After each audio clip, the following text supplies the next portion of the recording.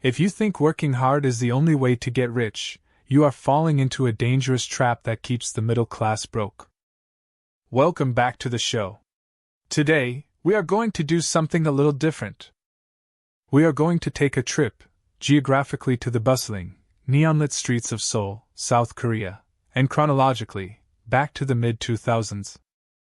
Right before the global financial crisis reshaped the world. But more importantly, we are going to take a trip inside the minds of a very specific, very secretive group of people. We are diving deep into a book called The Success Secrets of Young South Korean Millionaires by Park Young-suk. Now you might be thinking, why do I care about the Korean economy in 2006? And the answer is simple, because the principles of wealth are universal. But the application of those principles changes when the environment gets tough. And this book? It captures a pivot point in history. See, for a long time, the model for getting rich in South Korea, and arguably in most developing nations, was the old rich model. You know the type. These were the people in their 50s and 60s who rode the massive industrial waves of the 1970s and 80s. High growth, rapid expansion, construction everywhere. If you bought a piece of land, it doubled. If you started a factory, it printed money. But by the early 2000s, that game was over. Growth slowed down. Inflation crept up. The easy money was gone. And yet, Park Young-suk, the author, who was working in wealth management for extra VIP clients, people with over $4 million in deposits, started noticing something strange. Walking into his office weren't just the gray-haired industrialists. There was a new demographic. Men and women in their 30s and 40s. Young, sharp, and incredibly wealthy. How did they do it? How did they build millions in net worth during a time when the economy was supposedly stagnant? That is the mystery we are unraveling today. We are going to look at 681 of these young millionaires and dissect their brains. And I promise you, what we find is going to challenge a lot of the traditional financial advice you've been fed, especially regarding debt, homeownership, and what it actually means to work hard. Let's start with the psychology, the software, running in their heads. The author actually opens with a diagnostic test, Are you a millionaire? Self-assessment. And it's not about how much money you have in your wallet right now. It's about your habits. There are a few key indicators here that really stood out to me. First, the discipline. These young millionaires aren't sleeping in. The vast majority wake up between 4 o'clock and 6 a.m. They are stealing hours from the day before the world wakes up. They read over 30 books a year. But here is the kicker. They spend at least 1 hour every single day specifically studying finance and economics. Think about that for a second. Most people spend 8 hours working to earn money, but 0 hours studying how that money works. These young millionaires flip that script. They treat capital allocation as a second job. Another fascinating metric from this self-assessment is who they trust. If you ask the average person for financial advice, they ask their brother-in-law or their colleague at the water cooler. These young millionaires? They rely exclusively on professional experts, private bankers, asset managers, tax attorneys. They understand that financial advice from a friend who is also broke is the most expensive advice you can get. But let's get into the core philosophy of the first section of the book, something the author calls parallel accumulation. This is a direct attack on the workaholic culture. We have this glorification of the grind, right? The idea that if you just work harder at your job, get that promotion, get that raise, you will eventually be rich. The author says, no. That is a trap. It is the income trap. Here is the problem. When you become a workaholic, you are trading your time for money. But because you are working so hard, you feel entitled to reward yourself. You buy the nice car, the nice suit, the expensive dinners. You are working to spend. Your wealth is limited by your hours. The young millionaire practices parallel accumulation. This means that from day one, Even when they are broke students, they are saving and investing simultaneously. They don't wait to have a big pot of money to start investing. They build the investment engine while they are still building the fuel. There is a beautiful case study in the book about a guy named Kang Tae-young. Now, Kang wasn't born rich. He was a law student. But while his peers were just studying, Kang was hustling. He noticed that fashion magazines were expensive, about 10,000 won. But people only wanted to see certain pages. So, he bought the magazines, ripped out the best pages, laminated them, and sold them to his friends for 1,000 won each. He even ran a little weekly lottery in his class to generate net profit. It sounds small, right? It sounds like pocket change. But by the time he finished university and his mandatory military service, he had saved 40 million won. That's roughly $40,000. That is a lot for a student. But here is the key: he didn't just save it. He dumped it into blue-chip stocks, companies like SK and Nongshim. 14 years later, that initial seed money, plus his continued contributions, grew into 3 billion won. Today, he's worth over 4 billion. The lesson from Kang isn't to go sell laminated magazine pages. The lesson is that he viewed accumulation as defense and investment as offense. You cannot win a football game with just defense. You can save every penny you earn, live on rice and beans, and you will never be wealthy. You will just be a frugal person with a slightly larger bank account. You need the offense, the investment, to score the goals. And you need to play both sides of the ball at the exact same time. This brings us to the mathematics of time, and a concept the author calls Parkinson's Law. You've probably heard of Parkinson's Law in the context of productivity. Work expands to fill the time available. Well, in finance, Parkinson's Law states that expenses rise to meet income. A big boat meets big waves. When you graduate college, you're used to living on nothing. You eat ramen. You have roommates. Then you get your first job making $50,000. Suddenly you need your own apartment. Then you get a raise to $80,000. Suddenly you need a new car. Then you make $150,000. Now you need a house in the suburbs and private school for the kids. At every stage you tell yourself, I'll start investing when I make a little more. But because of Parkinson's Law, your spending always catches up to your earning. You are running on a treadmill that keeps speeding up. The young millionaires understand that the only way to beat this law is to intervene early. They are obsessed with the time factor.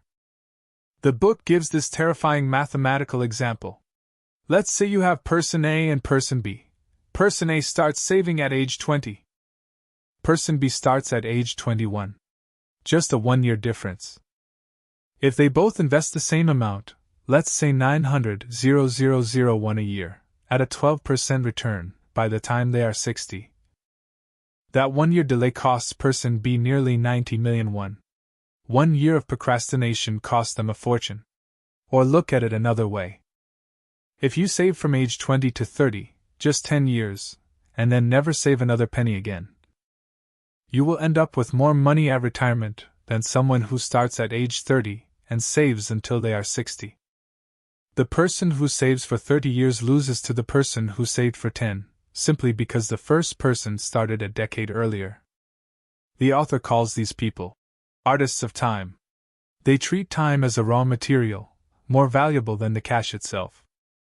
They realize that small money plus long time always beats large money plus short time.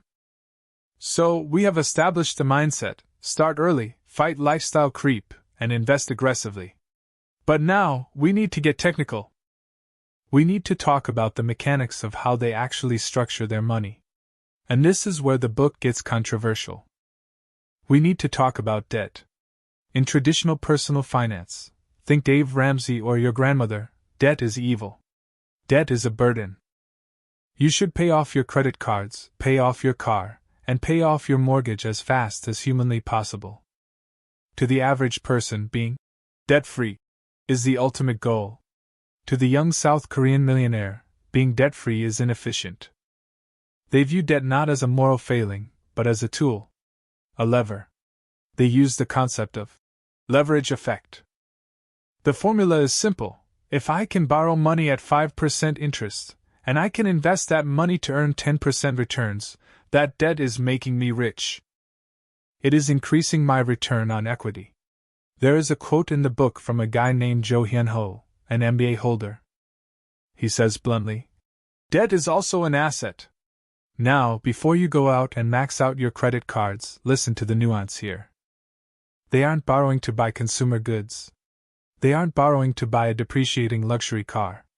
They are borrowing to buy assets. The author presents a scenario that completely changed how I look at mortgages. Imagine two people, person A and person B. They both earn the same salary. They both buy an apartment for 250 million won. Person A is the traditionalist. He hates debt. He wants to pay off that mortgage fast. So, he takes a short-term loan with huge monthly payments. He puts every spare dollar into the mortgage. He has zero savings, but his equity is going up fast. Person B is the wealth builder. He takes the longest loan term possible, maybe 30 years. His monthly payments are low. He takes the extra money that person A is paying to the bank, and he invests it. He builds a liquidity pool. 5 years later, disaster strikes. Both of them lose their jobs. Person A is in trouble. He has a house with a lot of equity, but he has no cash. You can't eat equity. You can't pay the electric bill with equity. The bank doesn't care that he's paid off half the house. If he misses a payment, they foreclose. He loses everything. Person B? He has 5 years of accumulated savings and investment returns sitting in liquid accounts. He can pay the mortgage for months, maybe years, while he looks for a new job. He survives. This is the liquidity paradox. Sometimes, trying to be too safe by paying off debt makes you more vulnerable because it destroys your liquidity. The young millionaires prioritize flow. They believe money must circulate to be alive. If you have 1 million won and you owe 1 million won, the average person pays the debt and ends up with zero. The millionaire pays the minimum on the debt and invests the rest. They refuse to let their capital die in a paid-off liability. But, and this is a massive, but this strategy only works if you are what the author calls a risk manager, not a risk taker. There is a huge misconception that to get rich, you have to gamble. You have to bet it all on crypto or a hot stock. The book argues the exact opposite. These millionaires are terrified of losing their principal. They follow Warren Buffett's 2 rules. Rule number 1, never lose money. Rule number 2, never forget rule number 1. They would rather take a slightly lower return that is guaranteed than a high return that carries a risk of total loss. Why? Because if you lose 50% of your money, you need a 100% gain just to get back to where you started. Loss is mathematically devastating. So, they use leverage, yes. But they use it on assets they understand deeply. They don't gamble on things they can't control. And that brings us to the arena where most of this controlled aggression plays out: real estate. In the US, we have a love-hate relationship with real estate. But in South Korea, especially in the 2000s, real estate was the undisputed king. The book notes that historically, real estate in Korea appreciated at about 12.2% annually, compared to 8% for stocks. It was the hedge against inflation. But the young millionaires don't just buy a house and hope. They treat real estate as an intellectual battle. A game of information and law.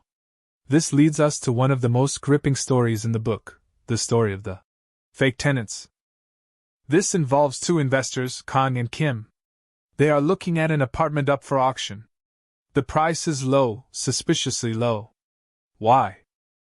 Because the records show that there are 4 tenants living in this small apartment. Under Korean law, if you buy that apartment, you have to pay out the deposits of those tenants. It would cost a fortune. That's why no one was bidding. The risk was too high. But Kang is a hawk. He's cold-blooded. He looks at the situation and thinks, physically, how can 4 separate households live in this tiny space? It didn't make sense. So, he starts investigating. He goes to the local administrative office. He checks the move-in dates. He digs into the paperwork.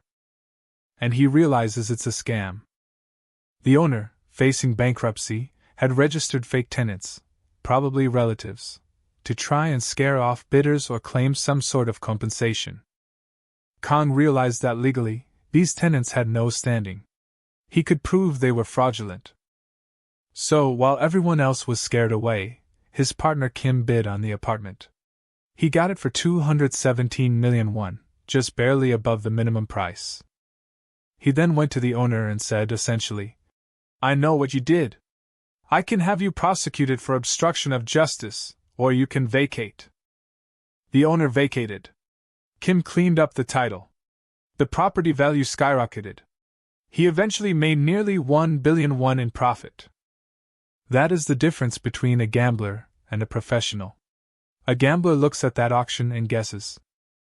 A professional does the detective work, understands the law, and realizes that what looks like a risk is actually a massive opportunity because the market has mispriced it based on bad information. The author puts it beautifully. 80% of investment is law. We think investment is about charts and graphs. But usually, the biggest returns come from understanding the rules of the game better than the other players. It's about zoning laws, tax codes, tenant rights. If you know the law, you can find value that is invisible to everyone else. This connects to another major point in the book, the homeownership before 35 rule. There is a popular school of thought, popularized by Robert Kiyosaki in Rich Dad Poor Dad, that says your home is a liability, not an asset. It takes money out of your pocket. The Korean millionaires disagree strongly. They argue that owning your primary residence provides psychological stability, and that stability is the foundation of all other wealth building. When you are renting, you are subject to the whims of a landlord. You are worried about rent hikes. You are moving every 2 years. That mental energy drains your ability to focus on your business or your investments. They prioritize buying a home early, specifically before age 35. And they are strategic about it. In Seoul, the government had specific quota systems for new apartments, giving priority to people over 35, or people with families.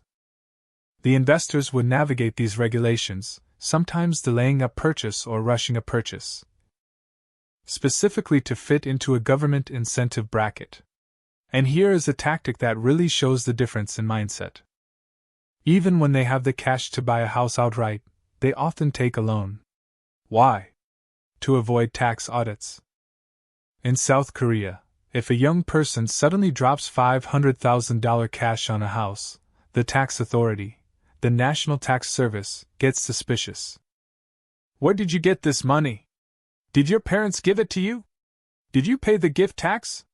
It triggers an investigation. By taking a loan, they create a paper trail that looks normal. They fly under the radar. It's a defensive move. Again, they are managing the risk, not just market risk, but regulatory risk. So, as we pull back and look at the whole picture painted by Park Young-suk, what do we see? We see a group of people who are essentially financial special forces. They don't look special. They don't flash their wealth with gold chains. But their internal operating system is completely different from the average worker. The average worker wakes up at 7 a.m., works hard at a job they tolerate, spends their money to feel better about the work, avoids debt because they are scared of it, and hopes that Social Security or a pension will save them. The young millionaire wakes up at 5 a.m. They study the markets. They work hard, but they funnel that income immediately into a parallel investment engine. They use debt as a weapon to amplify their returns. They prioritize liquidity over being debt-free. They buy homes for stability. And they treat the law and regulations as the ultimate treasure map. The core message of this book, and the reason I wanted to share it with you, is that wealth is not an accident. And in a slow-growth economy, wealth is not even a likely outcome of just working hard. Wealth is a deliberate, engineered process. It requires you to be an artist of time, painting your masterpiece over decades. It requires you to be a hawk, watching for opportunities with cold precision.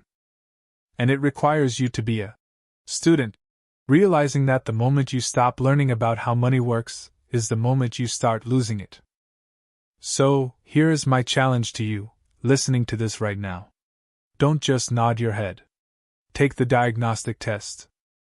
Ask yourself, are you practicing parallel accumulation, or are you waiting for someday? Are you treating debt as a tool or a taboo? Are you studying the rules of the game, or are you just rolling the dice? The economy of 2006 Korea had its challenges, just like our economy does today. But for those who understood the secrets, it was the greatest opportunity of their lives. The rules are there. The question is, will you play by them? Thanks for listening. Go out there, protect your principle, and build your empire. I'll see you next time.